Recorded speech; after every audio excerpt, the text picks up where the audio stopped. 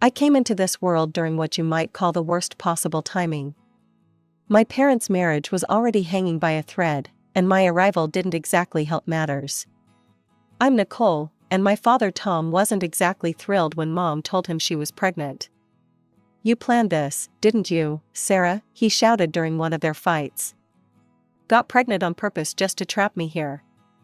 I've heard this story so many times from Mom that I can almost see it playing out, even though I wasn't old enough to remember it myself. Mom always said Dad was too carefree, too irresponsible to be a real family man. He'd rather spend his paycheck on whatever caught his fancy than save for our future. Their arguments echoed through our small house for 4 long years after I was born. Sometimes they were about money, sometimes about Dad's late nights out, sometimes about me. It seemed like everything was a trigger for another explosive fight. When I turned 5, they finally made it official and got divorced. Dad didn't stick around to see how that worked out. He just vanished. No goodbye, no forwarding address, not a single child support payment. It was like he'd never existed, except for the hole he left in our lives and Mom's growing bitterness. Your father is nothing but a selfish coward, Mom would tell me whenever I asked about him. A real man doesn't abandon his child. She'd get this hard look in her eyes every time his name came up, and eventually, I learned to stop asking. The only connection I had left to Dad's side of the family was my grandmother, Eleanor. She and Mom couldn't stand each other. Grandma Eleanor blamed Mom for the failed marriage, saying she'd pushed Dad away with her constant nagging about money and responsibility. Mom, in turn, couldn't even bear to be in the same room as Grandma. When it was time for my visits with Grandma Eleanor, Mom would drive me to her house, practically drop me at the doorstep, and leave without even stepping inside. But once inside, everything changed. Grandma Eleanor would wrap me in warm hugs and tell me stories about Dad when he was young. She'd run her fingers through my hair and smile softly. You look just like your father, sweetheart, she'd say. You have his eyes, his smile, even that little dimple when you laugh. 3 years passed in a blur of weekend visits to Grandma Eleanor's house, filled with cookies, stories, and the warmth I couldn't find at home. By the time I turned 8, I had settled into a routine of sorts, weekdays with Mom, who was still bitter about Dad, and those precious weekends with Grandma, who never stopped hoping he'd return. But everything changed one rainy Tuesday in October. Mom got a call that made her face turn pale. Get your coat, Nicole, she said, her voice unusually quiet. Grandma Eleanor wants to see us both. It's important.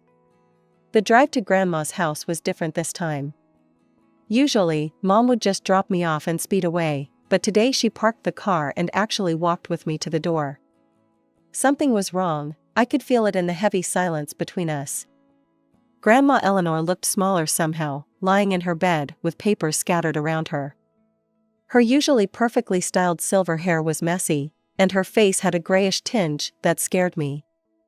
But she smiled when she saw us, reaching out her thin hands. Sarah, Nicole, thank you for coming, she said, her voice weaker than I'd ever heard it. Please, sit down. Both of you. Mom actually sat down without argument, which was when I knew this was really serious. Grandma Eleanor's lawyer, Mr. Peterson, was there too, standing quietly in the corner like a somber statue. I need to discuss something important, Grandma said, looking first at me, then at Mom. I'm not well, and I need to make sure everything is properly arranged. She paused to catch her breath. My house and part of my savings will go to your Aunt Linda, Nicole. But I've set up something special for you.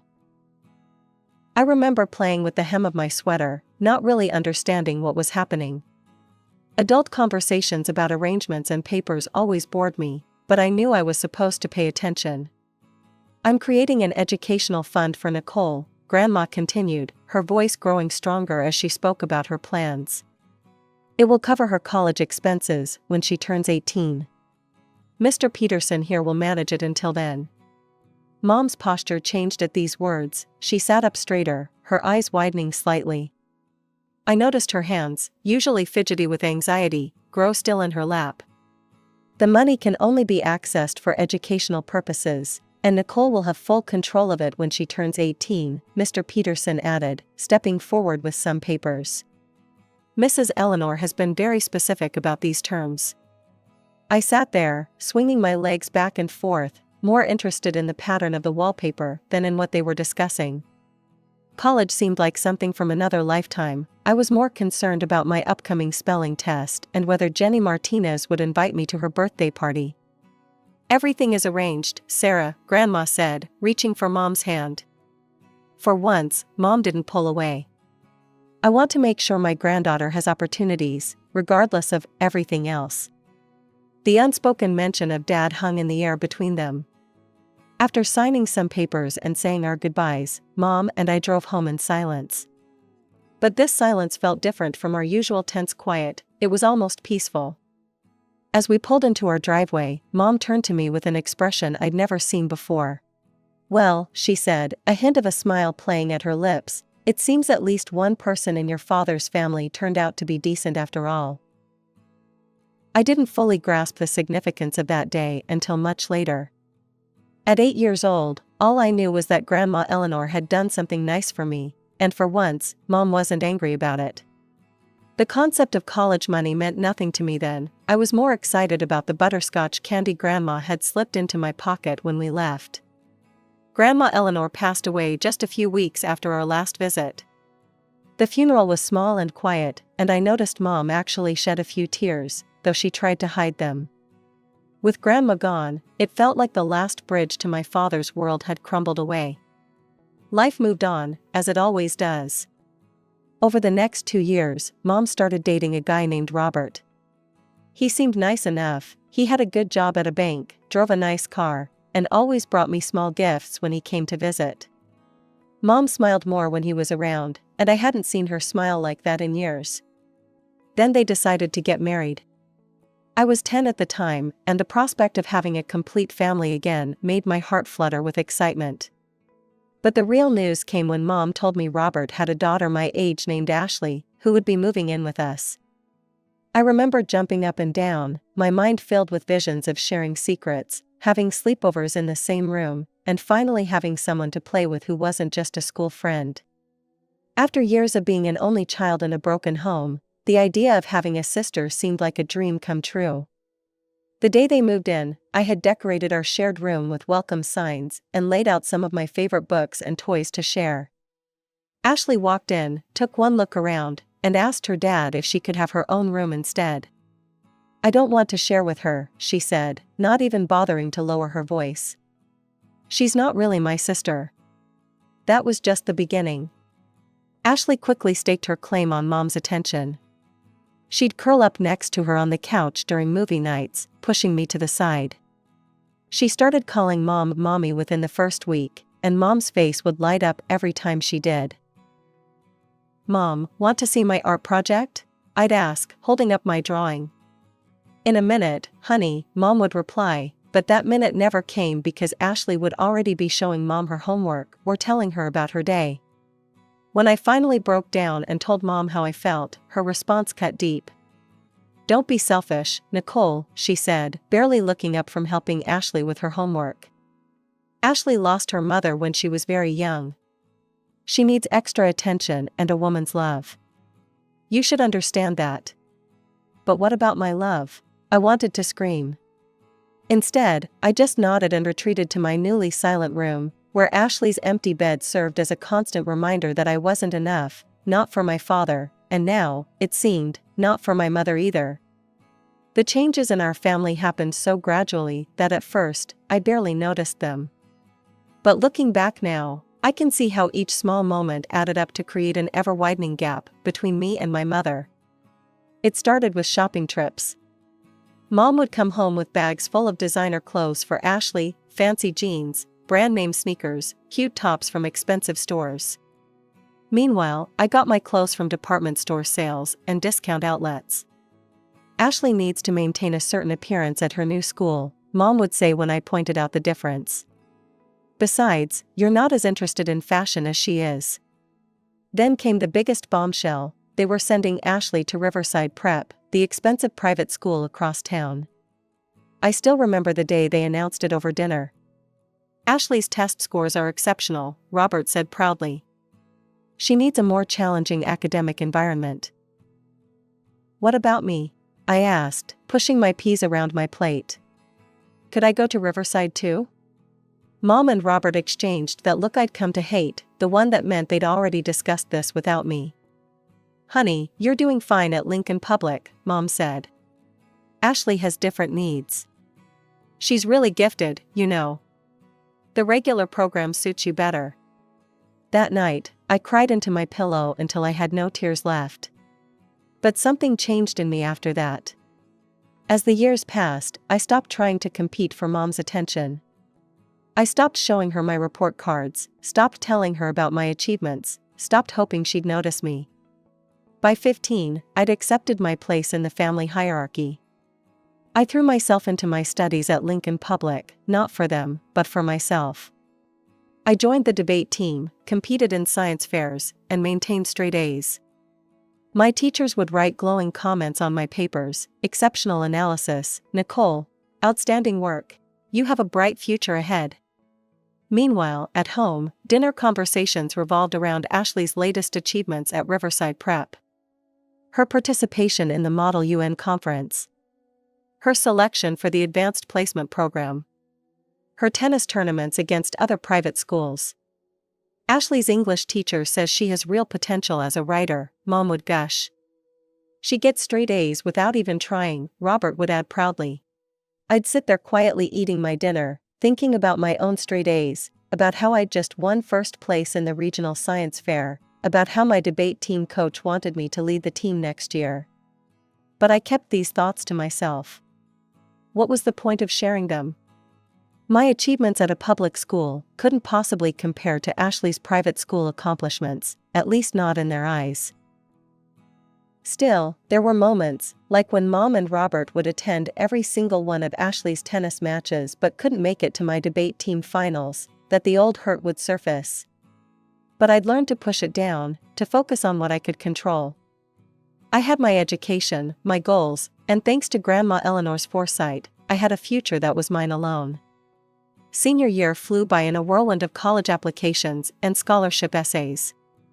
As graduation approached, I found myself sitting at my desk late into the night, surrounded by brochures from different universities. My grades had opened up a lot of possibilities. I was particularly excited about State University's full scholarship program and had already been pre-approved based on my academic record. You don't have to take the scholarship route, you know, my guidance counselor, Mrs. Martinez, had told me. With your grandmother's college fund, you could attend any school you want. But I had bigger plans for that money. I want to be smart about it, I explained to her. If I can get a full scholarship, I can save the fund for a down payment on a house after graduation. Mrs. Martinez had smiled at that. Always thinking ahead, aren't you, Nicole? 2 weeks before my 18th birthday, Mom called me down for what she termed a family meeting. I found them all sitting in the living room, Mom perched nervously on the edge of her favorite armchair, Robert looking serious on the couch, and Ashley beside him, not quite meeting my eyes. Sit down, Nicole, Mom said, patting the ottoman across from her. We need to discuss something important. I sat, noting how formal everything felt. Usually, family discussions happened over dinner or in passing, never with this kind of setup. As you know, Mom began, Ashley is graduating this year too. She paused, glancing at my stepsister. We've been looking at colleges. I got accepted to Princeton, Ashley interrupted, finally looking at me. It's my dream school. That's, congratulations, I said, not sure why this required a family meeting. The thing is, Robert jumped in, even with Ashley's excellent education at Riverside Prep, her grades don't quite qualify her for a full scholarship. Mom leaned forward. We've spent so much on her private school education, and it's been worth every penny, but we just don't have the resources for Princeton's tuition. I sat there, still not understanding why they were telling me this. Then Mom dropped the bomb. We were hoping, since you have your grandmother's college fund, you might be willing to share it with Ashley. The room went silent. I stared at Mom, waiting for her to say she was joking. but her face remained serious, expectant even. Share my college fund? I repeated slowly. The one Grandma Eleanor set up specifically for my education?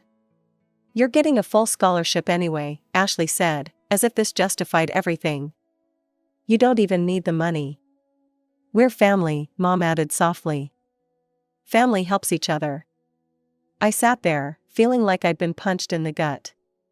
The college fund, my safety net, my future, my grandmother's last gift to me, they wanted me to hand it over to Ashley. The same Ashley who'd spent years making sure I knew I wasn't really family. The same Ashley who got everything while I got the leftovers. No, the word came out of my mouth before I could even process the full weight of what they were asking. Absolutely not. What do you mean, no? Mom's voice took on that sharp edge I'd grown to know so well. I mean no. This money was left to me by my grandmother. It's mine, and I'm going to use it for my future. Robert's face turned red. Do you hear how selfish she sounds, Sarah? This is exactly what I've been talking about for years. I couldn't help but let out a bitter laugh. Selfish? That's rich coming from you guys. Watch your tone, young lady, Robert snapped. You've always been jealous of Ashley. Always trying to compete with her, and now you're taking your revenge by denying her a chance at a good education. The absurdity of his statement made me laugh again, though there was no humor in it. Jealous? Of what exactly? Of how you've given her everything while treating me like an afterthought. And by the way, if she's as brilliant as you've always claimed, why didn't she earn a scholarship like I did? Ashley's face crumpled, and tears started streaming down her cheeks. She jumped up from the couch and ran upstairs, her dramatic exit punctuated by the slamming of her bedroom door. How dare you? Mom's voice was quiet, dangerous. How dare you be so cruel? Cruel? I'm being cruel? I stood up, my hands shaking. You're the ones trying to take away my college fund. Mom stood too, her face hard. Well, then, let me make this very clear. You have 2 weeks until your birthday to change your mind. If you don't agree to share that money with your sister, you can find somewhere else to live. The floor seemed to tilt under my feet. What? You're kicking me out? This is my house too. No, Nicole, it's not. Mom's voice was cold. This house is in my name. You'll be 18, an adult. I'm not legally obligated to support you anymore. I can't believe this, I whispered. I can't believe you're choosing her over me. Again. You're choosing money over family, Robert shot back. Family? I practically spat the word. When have you ever treated me like family? They had no answer for that. Instead, Mom just said, 2 weeks, Nicole. Think carefully about your choice. The next 3 days were like living in a ghost town where I was the only ghost. No one spoke to me at breakfast. My questions at dinner were met with silence. Ashley acted like I was invisible, and Mom and Robert treated me like an unwelcome houseguest who had overstayed their welcome. I ate my meals in my room, spent my free time at the library, and tried to make myself as scarce as possible. But every night, lying in my bed, I could hear them in the living room, talking, laughing, watching TV together. A happy family of 3, with no room for a 4th. For days after that disastrous family meeting, I called Mr. Peterson, my grandmother's lawyer. My hands were shaking as I dialed his number, but his warm, familiar voice helped calm my nerves. Nicole, I was just thinking about you. Your 18th birthday is coming up soon. Yes, Mr. Peterson, that's actually why I'm calling. I took a deep breath and told him everything, the demand for money, the ultimatum, all of it. He listened quietly until I finished, then cleared his throat. Those funds are legally yours to control the moment you turn 18, Nicole. Your grandmother was very specific about that. And frankly, I think she suspected something like this might happen someday. What do you mean? Let's just say, she knew her son's ex-wife very well. He paused. Now, about your living situation. Look, here's what I suggest. Pick your college first, preferably one in a different city, then find an apartment nearby. I can help you with the paperwork. You won't be able to access the funds until your birthday, but we can get everything set up in advance. I spent that afternoon researching apartments near State University, where I'd already been accepted with a full scholarship. By evening, I'd found a small but decent place, just a 10-minute walk from campus. The landlord, Mrs. Chen, was willing to hold it for me with just a promise of payment on my birthday. For the next week, I quietly packed my life into boxes, one small piece at a time. I didn't want anyone to notice what I was doing. Each night, after everyone was asleep, I'd pack another box and hide it in my closet. Photos, books, clothes, my life condensed into cardboard containers. On the morning of my 18th birthday, Mom cornered me in the kitchen. "Well," she asked, arms crossed. "Have you made your decision?" I looked at her, really looked at her, and felt strangely calm. "Yes, I have." The answer is still no. "Then you know what that means." Her voice was hard. "I want you out of this house today." "Okay," I said simply. I think my calm acceptance threw her off. She probably expected tears or begging. Instead, I went upstairs, got my pre-packed boxes, and called the taxi I'd scheduled the day before. 20 minutes later, I was turning the key in the lock of my new apartment. The first thing I did was call Mr. Peterson, who had all the paperwork ready. By noon, I had access to my grandmother's fund. By 1 o'clock, I'd paid my first month's rent and security deposit to Mrs. Chen. That afternoon, I walked to the local coffee shop where I'd applied for a job the week before. The manager, Mike, had already agreed to hire me for the summer before college started. My apartment was small, just a studio with a kitchenette, but it was mine. That night, as I sat on my newly purchased air mattress, eating takeout and watching the sunset through my single window, I felt something unexpected: freedom. 2 weeks into my new life, I was scrolling through Facebook during my coffee shop break when my phone started buzzing with notifications. Friends from high school were messaging me, "Have you seen your mom's post? Are you okay? What's going on?" With shaking hands, I pulled up Mom's page and there it was, a long, dramatic post about ungrateful children and family loyalty. "My daughter has broken our hearts," she wrote. "After everything we've done for her, she selfishly refused to help her sister get a college education. Instead, she's hoarding money from her grandmother while her sister's dreams are put on hold. I never thought I'd raise such a selfish, heartless child." The comments below were worse. Relatives I barely knew were chiming in, "How could she be so ungrateful? Family should come first. What a spoiled brat." I sat there in the break room, my coffee getting cold, as anger and hurt battled inside me. Then something snapped. If Mom wanted to air our dirty laundry on social media, fine. Let's tell the whole story. I opened my laptop and started typing. Since my mother has chosen to make our private family matters public, let me share my side of the story. Yes, I refused to give my stepsister my college fund, money that my grandmother specifically left for my education. What my mother forgot to mention is that she gave me an ultimatum: either give up my inheritance or get kicked out of the house. On my 18th birthday, she followed through on that threat. I was forced to move out because I wouldn't give away money that legally belonged to me.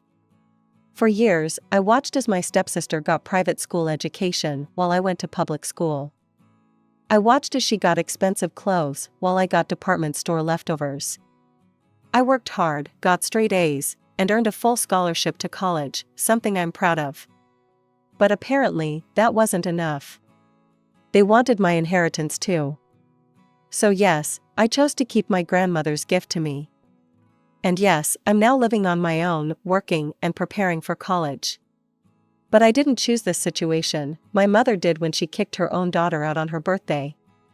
I hit post and went back to work.